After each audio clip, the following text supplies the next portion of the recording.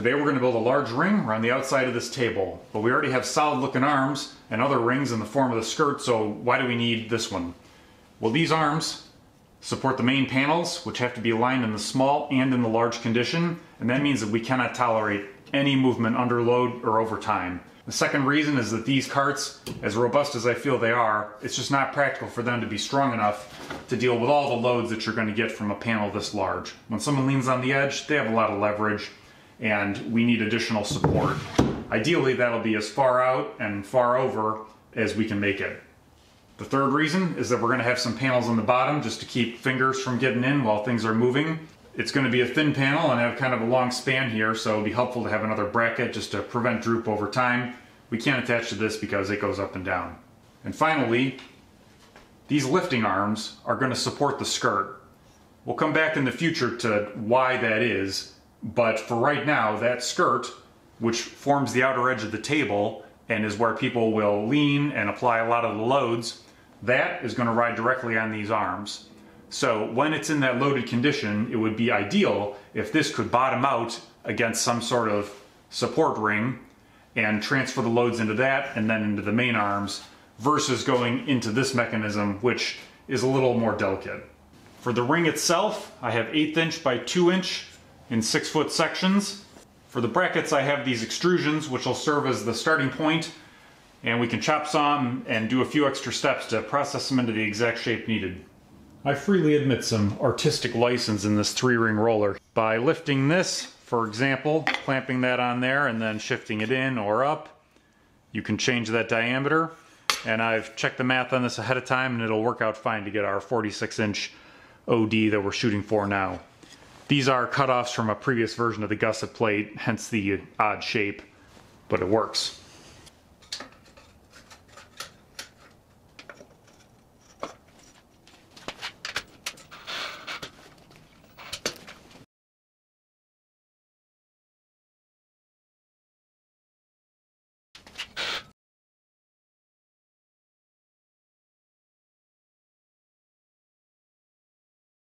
This is my handy diameter checking tool. I've zeroed it. I'll get a part where it's neutral and it's not being stretched out by gravity. 147. Reference chart says we are greater than 60 inches still.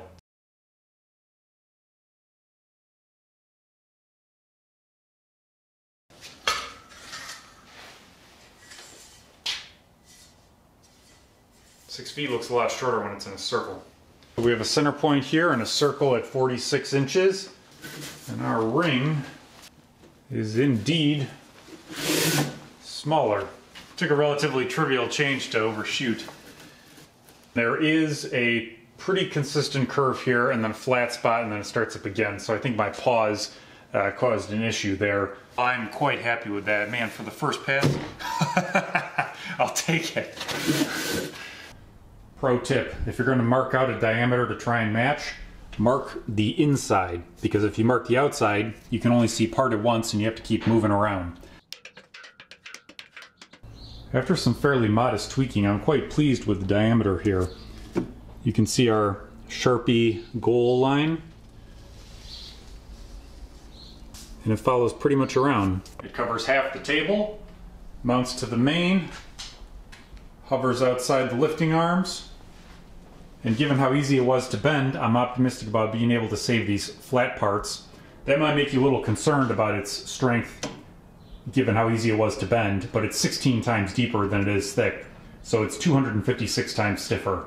I think it'll be fine.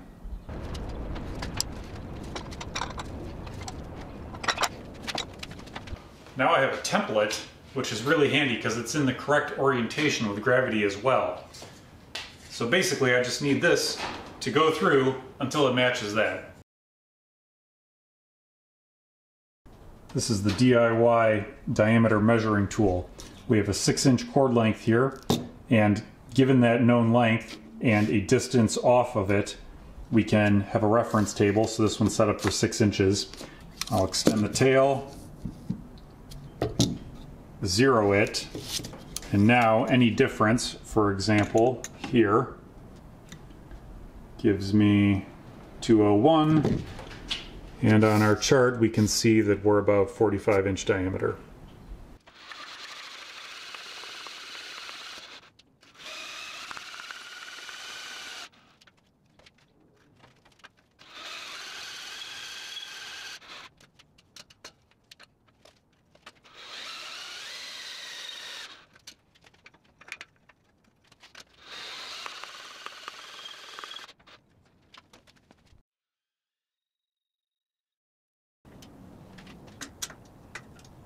Needs just a little more, it seems.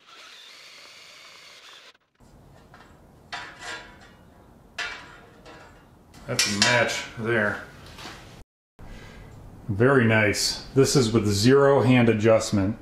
Just laying it on there.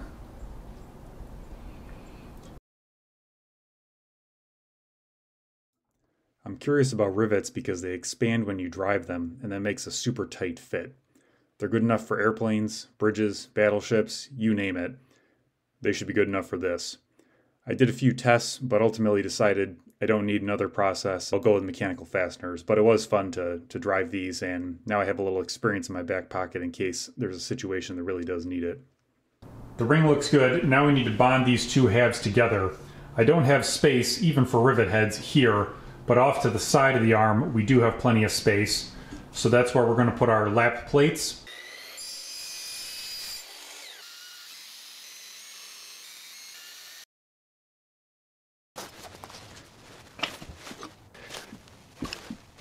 Came out pretty good. Before locking in the ring diameter, I need to verify the arm diameter. It's a good thing I did because for some reason I left all the arms about a 1/16 long, and you could see it in the OD, which is about an 1/8 inch too large. The OD has to be 46 inches or less to fit in the skirt, so the main arms are coming off again to get trimmed down. With that fixed, it's time to commit on the ring diameter. It would have been easier to drill with this off the table, but having it right at chest height was pretty convenient overall, so I just left it on there. Main arm alignment was done with a straight reference that has blocks clamped to the side and reach down. This lets you register some of them against the arm, and the ones that don't touch show you the gap that you need to fill. I did basically the same thing with the large square that I made to get the perpendicular ones adjusted. In retrospect, you probably could have just measured point to point and adjusted until they're equal.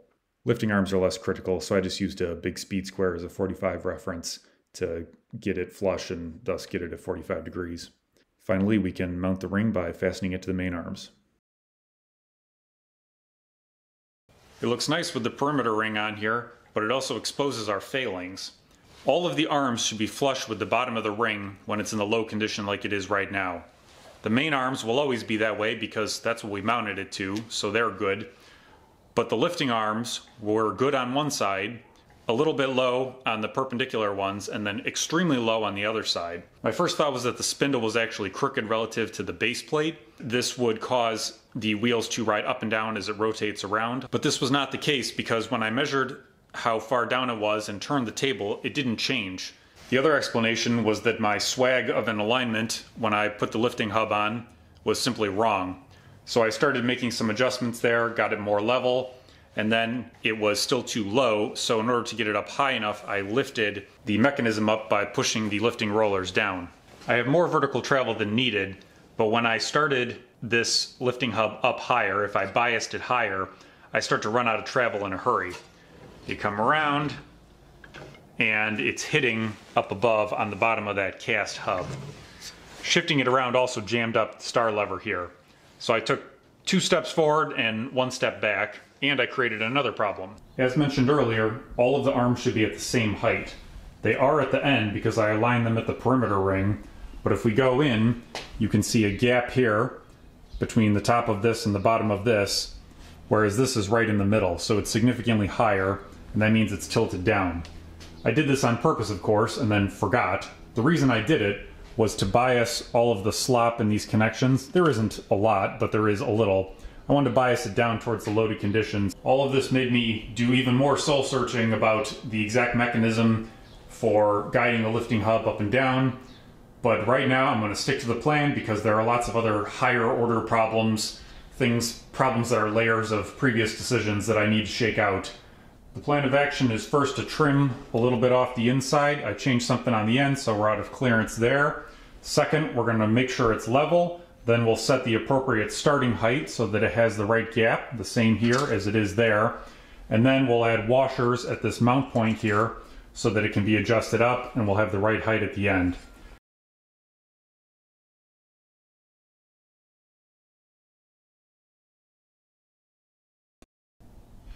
You may reasonably think that the screw that holds on the star lever bracket is unreachable, but with a long Allen, you can come in from the opposite side, past the spindle, and get on that screw. This is relevant right now because I need to put just a little bit of space between these. The arms have been adjusted so they're flat on the bottom. You can rotate and expand without binding.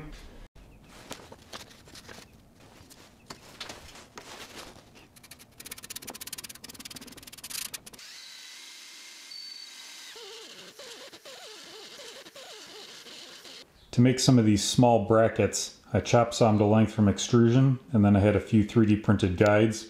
You can slide it on there, clamp it in the vise, and then drill from the opposite side, and it makes them pretty quick. The lateral support brackets are pretty similar.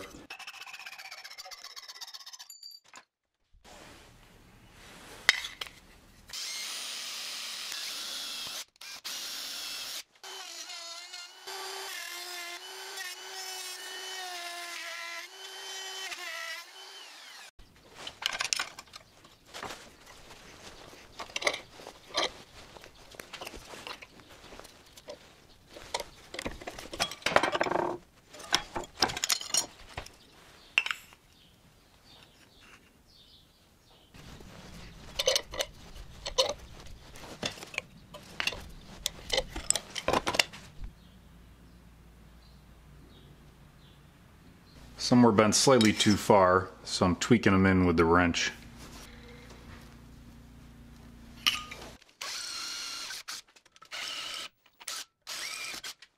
When I came up with this bracket, I was a bit concerned about being able to make consistent angles, but that turned out not to be a problem at all. 5/16 fits better inside an 8mm skateboard bearing than quarter, but I didn't want to have to chase after separate wrenches. I've been able to get away with 1/4-20 almost entirely on this project.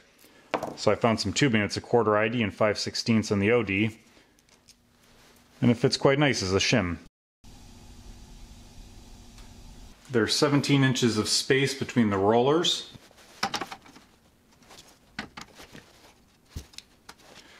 This is not the actual panel, it's left over from the previous test. I think that looks pretty good. We have a nice even reveal around here. Now we need to get them mounted.